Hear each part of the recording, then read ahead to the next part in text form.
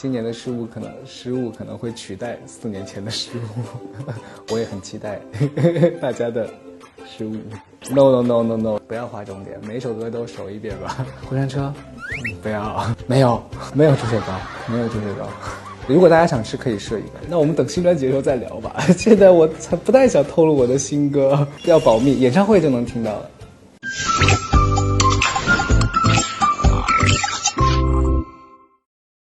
Hello， 腾讯视频迷妹专访的朋友们，大家好，我是华晨宇。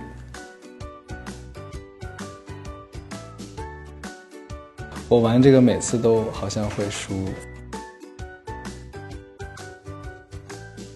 移动的火星之城是什么形式？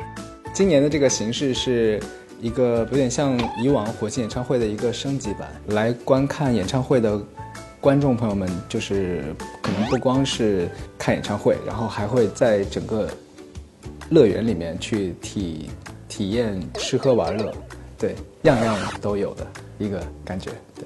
作为总导演，可以详细剧透一下吗？比如说有什么样的项目？首先，我们这个地址就是在海口的一个游乐场里，所以大家去的时候可以先去玩一下呀。然后呢，吃的东西，然后有很多的美食，还有很多可以打卡的地方，还有艺术装置，然后也跟艺术家合作。今年演唱会的时长也很长，然后会有分下午场和晚上场。下午场的话会互动性会更多一些，晚上会更像是狂欢，中间也有休息的时间，然后可以给大家吃吃喝喝玩玩拍照，这样至少有6处最好玩的打卡点，会有攻略的。作为总导演，会考虑为演唱会拍一个纪录片吗？会，我们其实已经有拍，等演唱会开完之后，应该就会出来。对。4年了，想问华晨宇什么时候能帮歌迷国王与乞丐金错拍？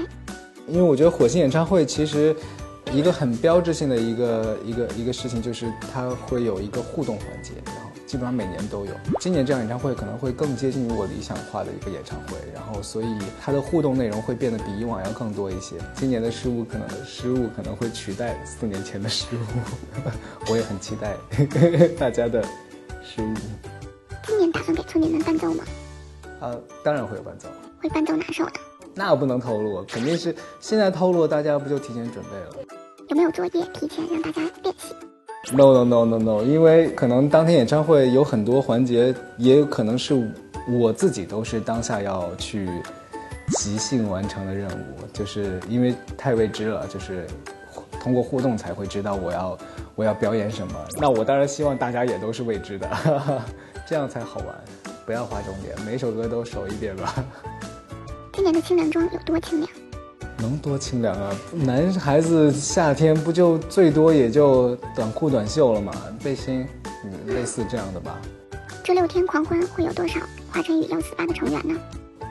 我觉得应该大部分都会来吧，因为包括舞台都是多面融合，不只是大家所理解的3面台和4面台，就不只是这样，就很多面。然后所以说，其实我觉得会有很多种状态要出来，对。这次演唱会是在游乐园里，那自己有没有玩这些项目呢？有啊，我体验了激流勇进，海口其实还蛮暖和的，水上项目其实还蛮适合那个天气的。敢坐过山车吗？过山车，不要，我不坐那个太害怕了。我看过很多类似那样的视频，真的实在太害怕了。如果给大家安排几个必玩的项目，你会推荐哪些？过山车，大家可以体验，我就算了，岁数大了，就是别挑战这个。除了过山车，还有什么项目给大家推荐？旋转木马，还有就是我们的那个打卡点，因为我们自己有专设打卡点，然后可以去那玩一下，体验一下。打卡点是什么样子？可以透露一下吗？有各种的艺术装置，也有跟火星演唱会以往就是相关的一些元素和设施都会在那里。集合所有打卡点的拍照，会有奖励或者惊喜吗？当然会有，暂不透露。火星演唱会上的娱乐及美食，都是挑你爱玩和爱吃的吗？我推荐的当然都是我爱吃的，然后但是也有那种每一个人都可能都会爱吃的一些零食之类的。对。会有猪血糕吗？没有猪血糕，没有猪血糕。如果大家想吃，可以设一个。现在还来得及吗？来得及，我是总导演，我说了算。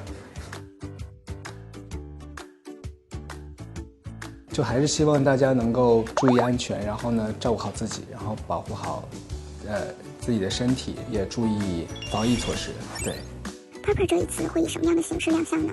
Purple 这一次会以一个很特别的一个方式，在其中某一个打卡点里面会亮相。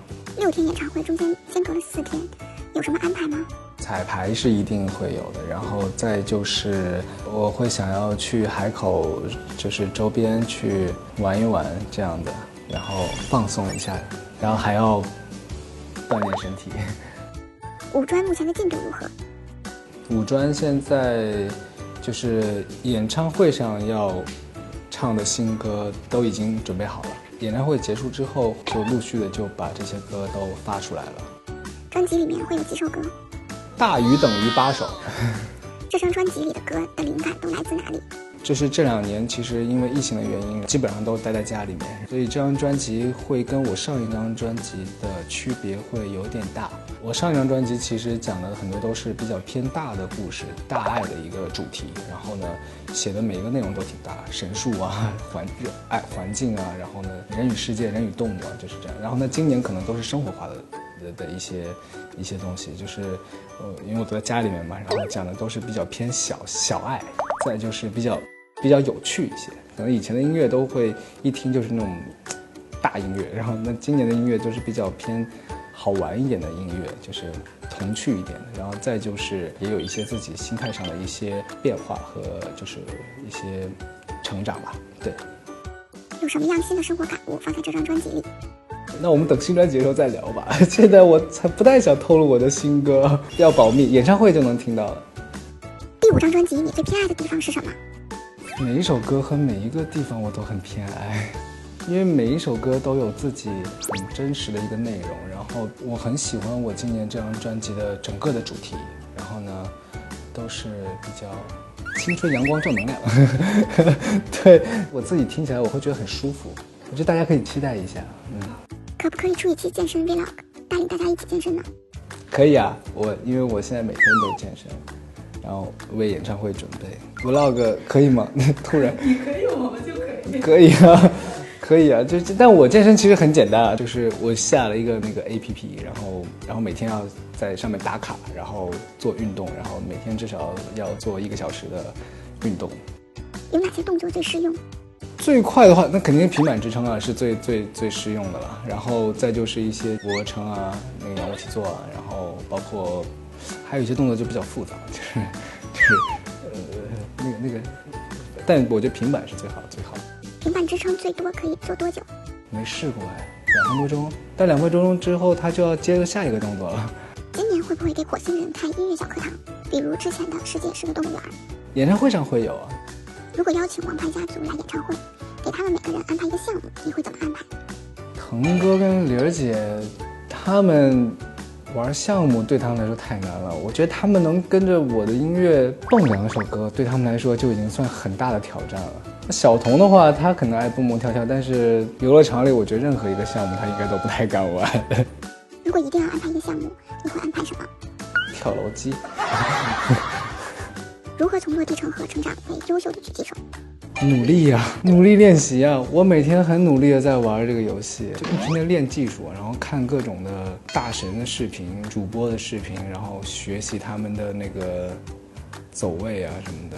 再就是跟职业选手听他们的教学，真的，我觉得我第一次发现玩游戏其实是要很认真的去学习的。演唱会现场会考虑随机匹配队友，玩2局和平精英吗？有，可以，我们可以在演唱会上面可以互动这个。空气投篮最好的战绩是几投几中？空气投篮100%中啊！我现在这个篮，我跟你说，美国那个 NBA 的球场上都已经进了。